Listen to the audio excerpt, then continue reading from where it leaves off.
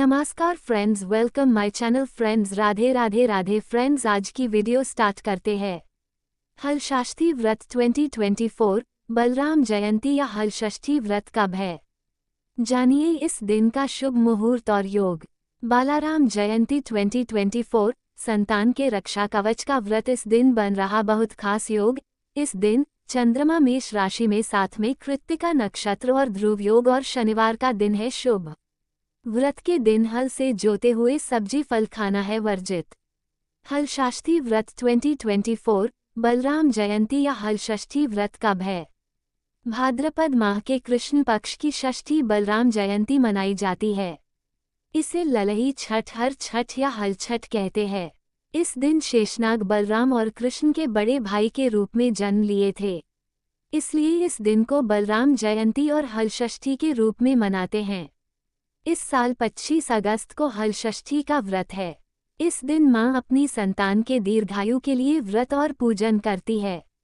धार्मिक ग्रंथों के अनुसार मान्यता है कि इस दिन भगवान शेषनाग ने द्वापर युग में भगवान श्री कृष्ण के बड़े भाई के रूप में अवतरित हुए थे।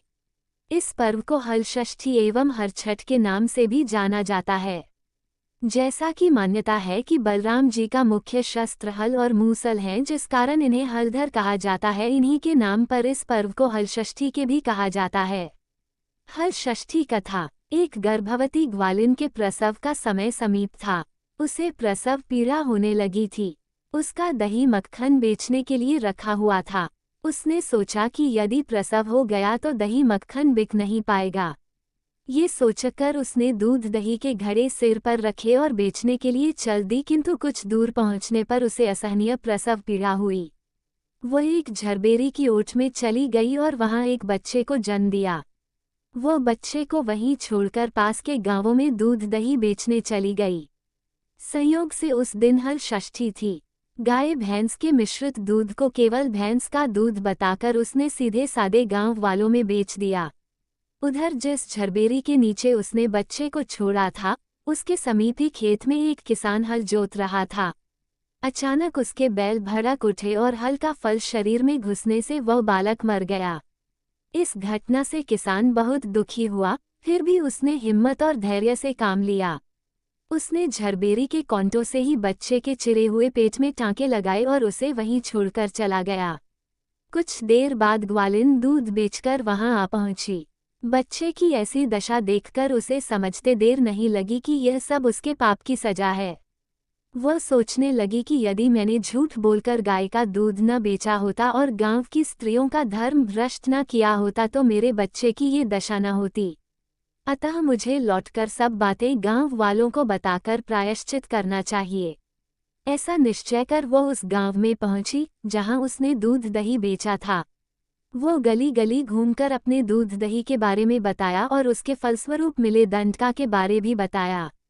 तब स्त्रियों ने स्वधर्म रक्षार्थ और उस पर रहम खाकर उसे क्षमा कर दिया और आशीर्वाद दिया। बहुत सी स्त्रियों द्वारा आशीर्वाद लेकर जब वो पुनः झरबेरी के नीचे पहुंची तो ये देखकर आश्चर्यचकित रह गई कि वहां उसका पुत्र जीवित अवस्था में पड़ा है। तभी उसने स्वार्थ के लिए झूठ बोलने को ब्रह्म हत्या के समान समझा और कभी झूठ न बोलने का प्रण कर लिया। बलराम जयंती या हलषष्ठी व्रत का शुभ मुहूर्त। बलराम जयंती रविवार 25 अगस्त 2024। बलराम जयंती पूजा समय। षष्ठी तिथि शुरू 7:50 24 अगस्त 2024। षष्ठी तिथि खत्म 5:30 25 अगस्त 2024। कहते हैं कि इस दिन जो भी महिलाएं हलषष्ठी का व्रत नियमों का पालन करते हुए करती हैं, उनकी हर मनोकामना पूर्ण होती है। संतान न हो उसे संतान दीर्घायु होती है और उस घर में अकाल मृत्यु नहीं होता है। निशिता काल पूजा रात के 11:38 से रात के 12:22 अगस्त 26। अभिजीत मुहूर्त दोपहर के 12:03 दोपहर के 12:54। अमृतकाल दोपहर के 12:12 दोपहर के 1:43। ब्रह्म मुहूर्त सुबह के 4:34 सुबह के 5:22। विजय मुहूर्त रात के 2:08 से रात के 2:59।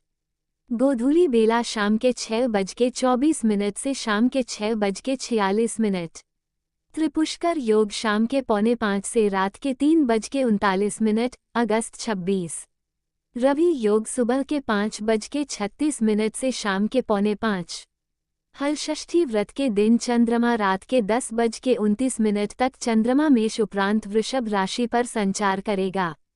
भरणी नक्षत्र और ध्रुव योग में पूजा करने से शुभ फल की प्राप्ति होगी। इस दिन बिना चल चले धरती से पैदा होने वाले अन्न, शाक भाजी आदि खाने का विशेष महत्व माना जाता है।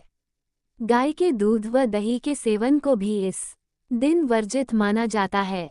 साथ ही संतान प्राप्ति के लिए विवाहिताएं व्रत भी रखती हैं। बलराम जयंती या हलषष्ठी व्रत के दिन हलधर की पूजा की जाती है। खेत में जोती बोई चीजें नहीं खाई जाती है।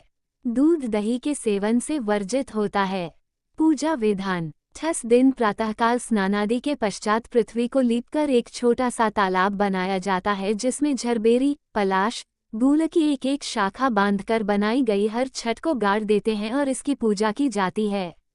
पूजन में सतंजा, गेहूं, चना, धान, मक्का, ज्वार, बाजरा, जौ आदि का भुना हुआ लावा चढ़ाया जाता है। हल्दी में रंगा हुआ वस्त्र तथा सुहाग सामग्री भी चढ़ाई जाती है। पूजन के बाद निम्न मंत्र से प्रार्थना की जाती है। गंगा के द्वारे पर कुशावते विल्व नील पर्वते स्नात्या कंखले देवी हर संधवती पतिम ललिते सुभगे देवी सुख सौभाग्य दायिनी अनंत देही सौभाग्यम महम तुभ्यम नमो नमः। अर्थ: हे देवी, टापने गंगाद्वार, कुशावर्त, विल्वक, नील पर्वत और कंखल तीर्थ में स्नान करके भगवान शंकर को पति रूप में प्राप्त किया है। सुख और सौभाग्य देने वाली ललिता देवी आपको बारंबार नमस्कार है। आप मुझे अचल सुहाग दीजिए। फ्रेंड्स, हमारे वीडियो कैसे लगा है जरूर कमेंट करके बोलना। Friends, please like, comment, subscribe और शेयर करना नहीं भूलना। और friends, thank you so much और धन्यवाद। राधे राधे राधे।